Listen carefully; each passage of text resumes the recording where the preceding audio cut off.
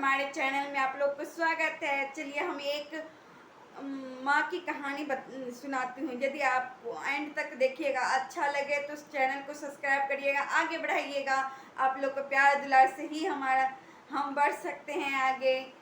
चलिए हम सुनाते हैं एक माँ के बारे में सुनाते हैं। देखिए जब भगवान जब बच्चों को पृथ्वी पर भेज रहे थे तो बच्चे मना कर रहे थे आने के लिए कि हम नहीं जाएंगे। बच्चे मना कर रहे थे कि हम नहीं जाएंगे, हमें आपके जैसे फरिश्ता नहीं मिलेगा वहाँ पे। तो भगवान ने उनको बोले कि आप तो जाओ, तो पहले एक फरिश्ता है आपके नीचे जो वो माँ कहलाता है। तो बच्चे ने आया तो बोला कि मुझे आप कौन देखभाल करेगा। मतलब बच्चे सोचे हमें कौन आप देखभाल करेगा, लेकिन देखे तो एक माँ था जो अपने बच्चों को बहुत जन्म से लेके 9 महीने, लेकिन माँ और पिता में ये होता है कि 9 महीना पहले माँ की रोल होता है, उसके बाद 9 महीना के बाद पिता के रोल होता है। तो माँ और पिता दोनों इम्पोर्टेंट होता है ज़िंदगी में बच्चे के लिए, लेकिन माँ 9 महीना पहले माँ से रिश्ता रहता है बच्चों को। इसलिए कहते हैं कि माँ जो होता है ना, माँ को बहुत पीड़ा हुआ रहता है, बहुत दर्द हुआ रहता है, वो हर चीज़ अनुभव किए रहते हैं।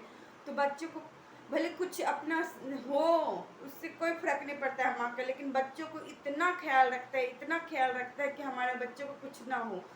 भले माँ एक गरीब परिवार से क्यों ना हो, एक बिस्तर क्यों ना हो, बिस्तर गीला क्यों ना हो, सूखे बिस्तर पर, आधा बिस्तर पर, सूखे बिस्तर पर बच्चों को सुलाएंगे, लेकिन गीला पर खुद ही सो जाते हैं। माँ ऐसे होते हैं।